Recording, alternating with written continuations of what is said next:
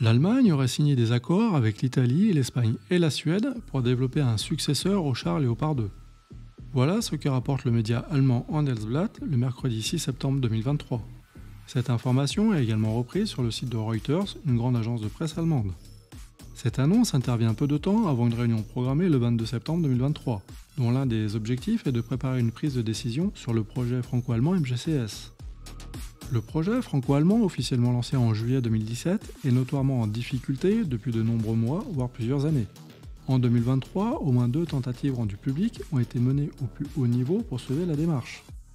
Le projet est stratégique, puisqu'il a pour objectif de définir un système de systèmes reposant sur une organisation en piliers thématiques. La divergence de point de vue entre la France et l'Allemagne semble se cristalliser autour de la plateforme principale de combat, le successeur du Leclerc et du Léopard 2. Ces 2 équipements sont des éléments majeurs du segment de décision des armées françaises et allemandes ainsi que d'une grande majorité des pays européens. La divergence semble se porter sur le poids de la future machine.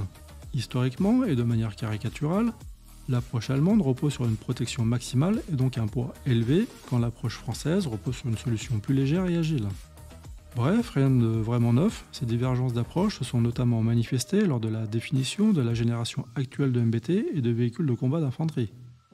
On aurait pu penser que la conception modulaire et le progrès technologique permettent de concevoir un véhicule capable de répondre à plusieurs doctrines d'emploi bien connues, mais il semblerait que non.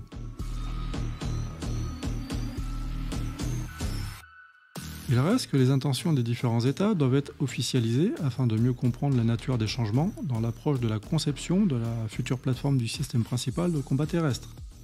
Si ces changements d'approche sont à ce point incompatibles avec certaines orientations de la France, quels pourraient être les scénarios possibles? Sans mettre le MGCS trop vite aux oubliettes, LTDO vous propose cet ensemble de questions et de réflexions.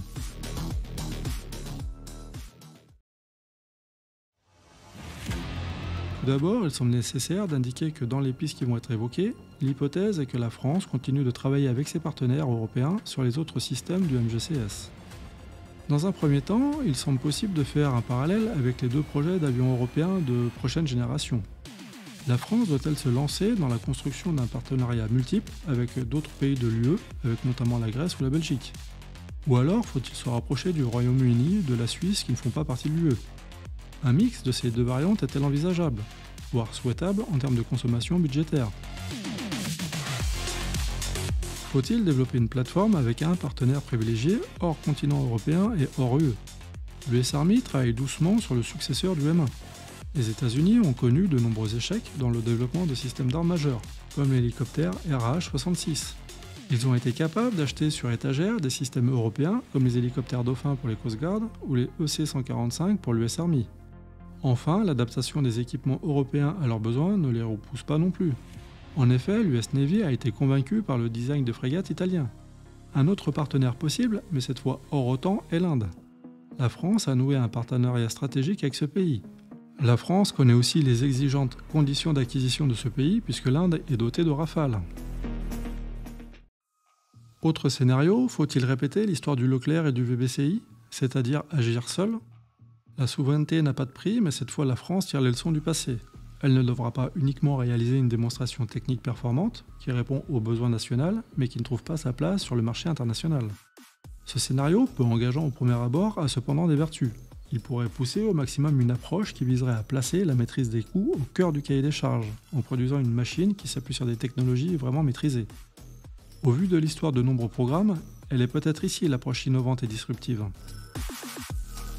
Autre variante de ce scénario national, le développement du Leclerc se poursuit.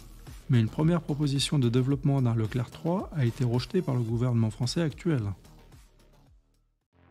Enfin, d'autres scénarios moins portés sur la question matérielle peuvent se porter sur l'évolution de la posture de la France et de sa doctrine d'emploi du char. Plusieurs scénarios radicaux peuvent être évoqués. La France entre dans le rang et s'aligne sur la doctrine des pays de l'arc de l'Est de l'OTAN. Elle s'équipe d'un char plus lourd. Ou alors, la France s'oriente sur un char léger, à la puissance de feu crédible et offrant une mobilité stratégique indiscutable, notamment par A400M. Enfin, encore plus radical, et comme cela a pu être évoqué par certains et non des moindres, la France tire un trait sur le MBT. Il y a sûrement bien d'autres scénarios, et le MGCS n'a peut-être pas dit son dernier mot, l'histoire nous le dira. Si cette vidéo vous a plu, le pouce en l'air fait toujours plaisir, tout comme l'abonnement à la chaîne. Merci pour votre visionnage et à bientôt sur LTDO.